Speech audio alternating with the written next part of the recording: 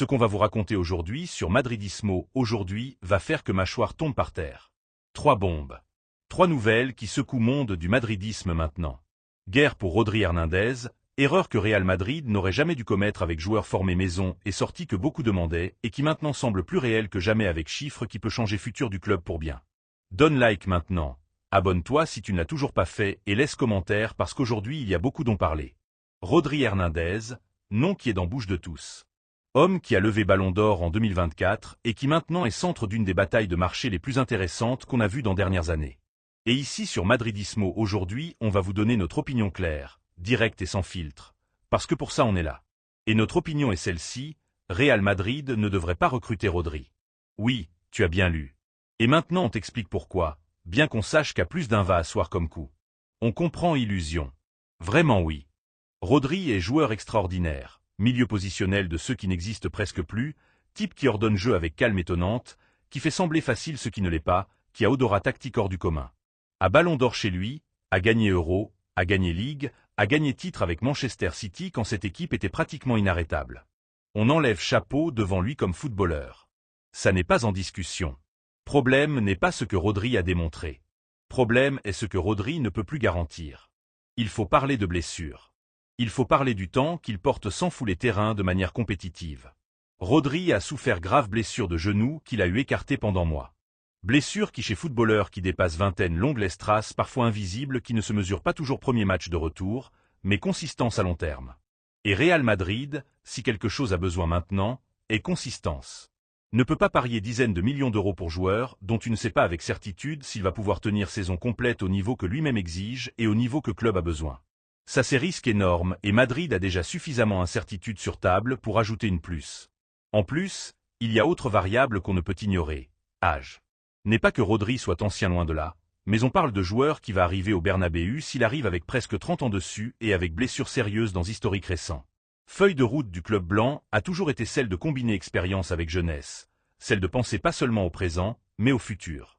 Et recrutement comme celui de Rodri, à ce chiffre, avec cet âge et avec cette ombre de doute sur son physique, colle plus dans logique d'urgence que dans logique de planification intelligente.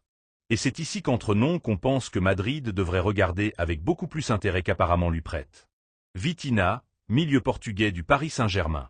Et oui, on sait déjà que l'on peut sonner à seconde option, à plan B, à se conformer avec moins. Mais écoutez bien, parce que Vitinha n'est plan B de personne. Vitinha est footballeur de premier niveau mondial qui a encore marge de croissance, qui a physique intact, qui a énergie de quelqu'un dans plénitude de sa carrière et qui collerait dans style de jeu du Madrid comme gant. Pensez-le bien. Vitinha, à 25 ans, est dans un des meilleurs moments de sa carrière. A démontré au Paris Saint-Germain qu'il peut manier pression d'un club très grand, qu'il peut jouer dans scénarios les plus exigeants d'Europe, qu'il a qualité technique pour construire depuis derrière, pour s'associer, pour lire jeu avec intelligence que beaucoup envient. Et le plus important, n'a pas historique de blessure qui fasse trembler personne. Est joueur qui arrive propre, frais, avec carrière devant qui peut se développer dans meilleurs clubs du monde. Il y a qui diront que Vitinha n'a pas physique écrasant de Rodri, qu'il n'a pas cette domination du match qui transforme Rodri en meilleur pivot du monde quand est à 100%. D'accord, peut-être, mais c'est que personne n'est à 100% toujours. Et joueur de 29 ans avec blessures sérieuses récentes ne garantit pas non plus ce niveau de forme soutenu pendant 3 ou 4 saisons. Real Madrid doit penser à long terme, doit parier pour joueurs qui peuvent donner année de rendement, pas recrutement qui brille 2 saisons et puis génère doute. Histoire du club l'exige ainsi et dans ce contexte, Vitinha a profil qui s'ajuste beaucoup mieux aux besoins réels de l'équipe. Jeune, technique, dynamique, avec faim de gagner et avec capacité de grandir encore plus dans environnements comme celui de Chamartin. On comprend que nom de Rodri génère plus titres. On comprend que Ballon d'Or pèse, que narrative de recruter meilleur milieu du monde sonne merveille. Mais football ne se gagne pas avec narrative, se gagne avec décision intelligente, avec planification et avec joueurs qui soient disponibles et en forme quand on n'a plus besoin d'eux.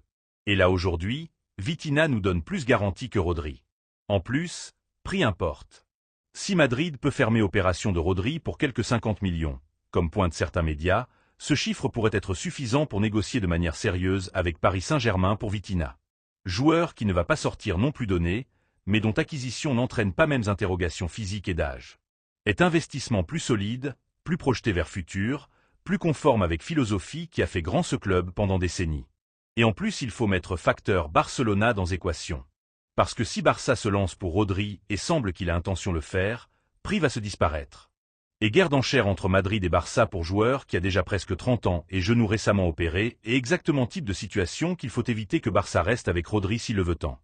Madrid a option meilleure sur table et une d'elles s'appelle Vitinha. Dit cela, décision finale la prendra direction sportive et nous respectons ça. Mais si on nous demande opinion et au final de ça va cette chaîne, réponse est claire. Vitinha avant que Rodri. Jeunesse, santé et projection face à nom, historique et doute physique. Madrid doit être plus malin que marcher, pas se laisser porter par lui.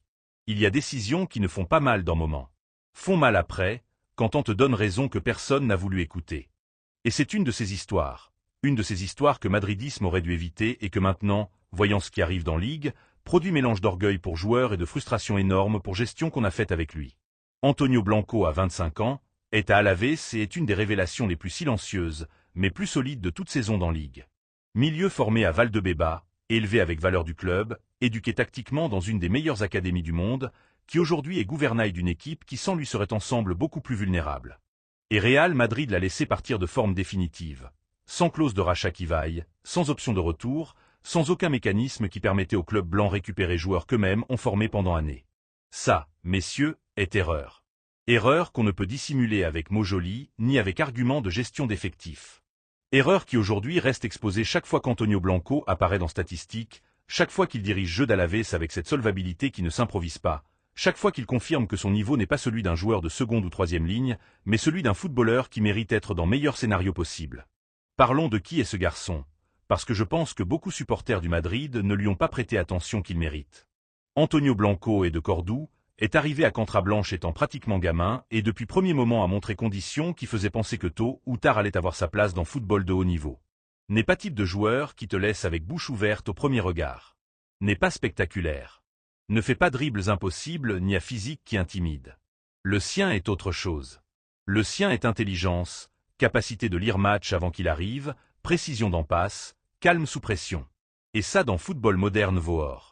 Problème avec joueurs ainsi est que parfois se sous-évalue depuis dehors parce qu'il ne génère pas type de bruit que génère autre profil plus voyant. N'est pas Bellingham arrivant à surface pour marquer but. N'est pas ailier de vitesse qui fait enrager public. Mais demandez à entraîneur d'Alavés quelle équipe a avec Blanco sur terrain et quelle équipe a sans lui. Et là est réponse. Il y a footballeurs qui n'ajoutent pas avec but ou passe, mais avec stabilité qu'ils fournissent au collectif. Et ce type de joueur quand disparaissent laisse vide qui coûte énormément boucher. Real Madrid le savait ou aurait dû le savoir, parce qu'on ne parle pas de découvertes récentes. Condition de Blanco était évidente à Valdebeba, était évidente dans presse antérieure, était évidente pour n'importe qui le suivait avec minimum attention. Et encore ainsi on a décidé que joueur pouvait sortir de forme définitive, qu'il n'y avait pas place pour lui, que planification du milieu de première équipe ne comptait pas sur son profil.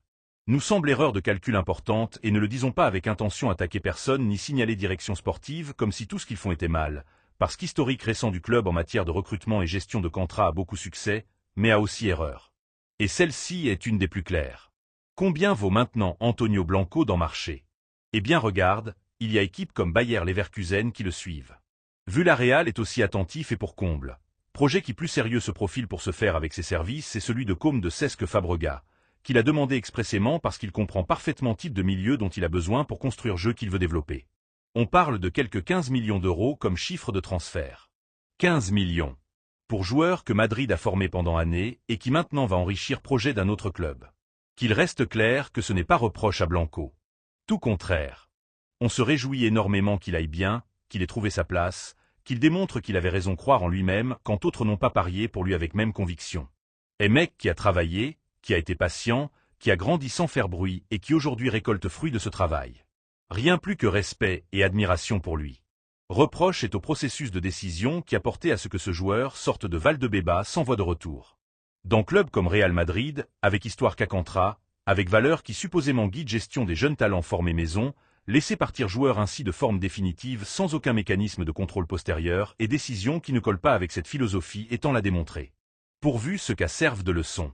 Pourvu prochaine fois qu'un joueur de Valdebeba soit dans même situation, il y ait quelqu'un dans le bureau qui dise « Attends, on va bien le penser avant fermer, porte qu'on ne devrait peut-être pas fermer. Parce que football est long, joueur évolue et parfois talent qui ne brille pas à 18 ou 19 ans explose à 24 ou 25. Et quand ça arrive dans autre équipe, sensation est amère.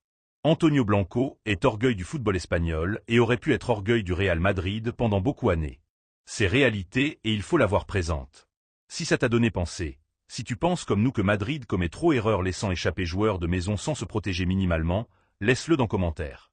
Donne like à vidéo et abonne-toi à chaîne si tu n'as toujours pas fait, parce que sur Madridismo aujourd'hui on ne se tait pas ce qu'on pense, bien que parfois fasse mal le dire. Bon, on arrive à troisième nouvelle, et celle-ci est celle qui plus débat va générer. On le sait d'avance. Alors avant que tu commences à écrire dans commentaires, avant que tu te mettes en mode guerre, écoute-nous jusqu'à fin, parce que notre posture peut te surprendre ou peut que non, mais au moins on veut l'expliquer bien. Vinicius Junior part. Au moins c'est ce que pointe tout. Al Ittihad a convaincu Brésilien à accord personnel et pratiquement fermé selon informations que Manimedia plus solvable et chiffres qu'Audi sont disposés mettre sur table pour convaincre Real Madrid tourne autour de 245 millions d'euros. 245 millions pour joueur, dont contrat s'approche ligne finale et dont relation avec club porte-moi générant plus question que certitude. Et ici vient ce que beaucoup n'attendent pas qu'on dise dans cette chaîne. On pense que peut être meilleur pour Real Madrid. Allons par partie. Premièrement, situation contractuelle. Vinicius est dans dernier tronçon de son contrat avec Club Blanc. Il n'y a pas accord de renouvellement fermé et ça dans football actuel est signal d'alarme énorme parce que si Madrid ne ferme pas ce renouvellement dans prochains mois, existe risque réel, pas hypothétique, mais réel, que Vinicius finisse sortant gratis ou à prix ridicule dans couple saison.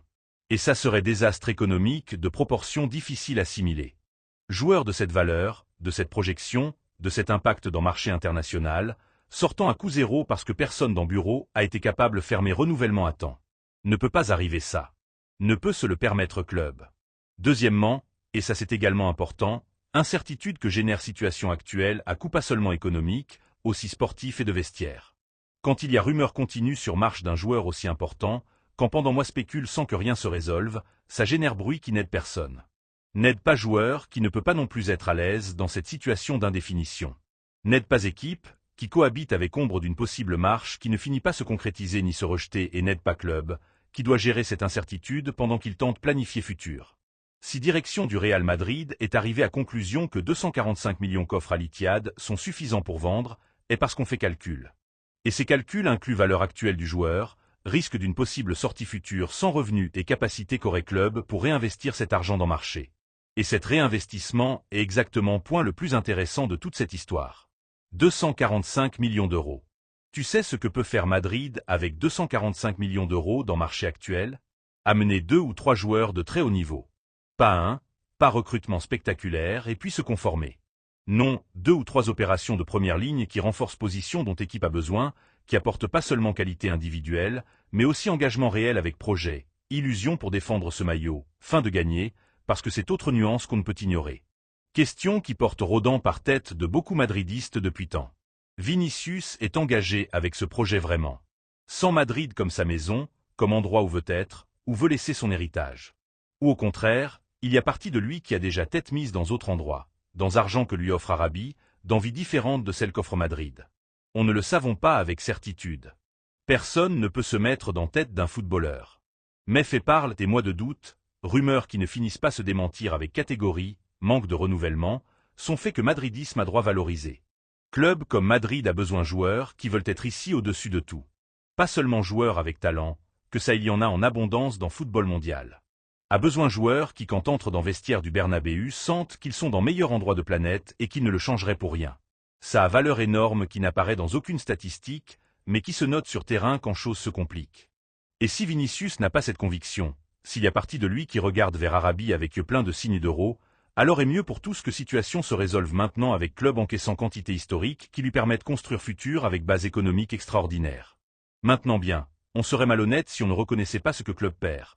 Parce que Vinicius n'est pas n'importe quel joueur, est ailier différentiel. Un des peu joueurs dans le monde qui peut déséquilibrer match lui seul, qui peut transformer rencontre égalée en victoire en question de secondes.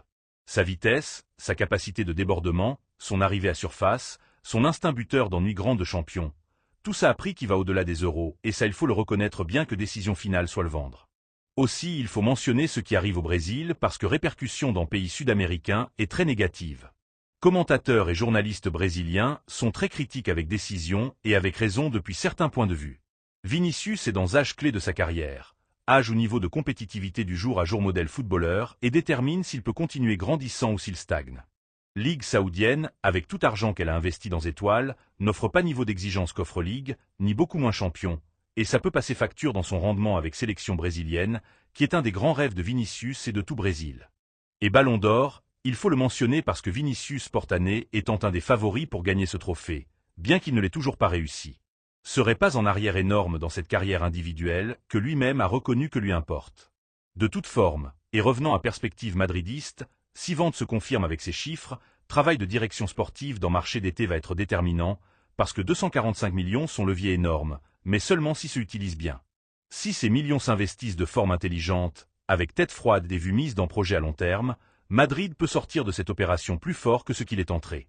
2 ou 3 joueurs jeunes, engagés, avec faim, qui renforcent position clé et qui soient disposés à donner leur vie pour ce maillot. Ça au fond est ce qui a toujours fait grand ce club. Débat est servi et nous avons déjà donné notre opinion. Maintenant on veut la tienne. Tu penses que Madrid doit vendre Vinicius si arrive 245 millions? Ou serait erreur impardonnable dont club tarderait à les récupérer? Laisse-nous ta réponse dans commentaire. Donne like si vidéo t'a plu, abonne-toi à chaîne si tu n'es toujours pas partie de cette famille madridiste. Ici sur Madridismo aujourd'hui, toujours avec bouclier sur poitrine et vérité devant. A la Madrid.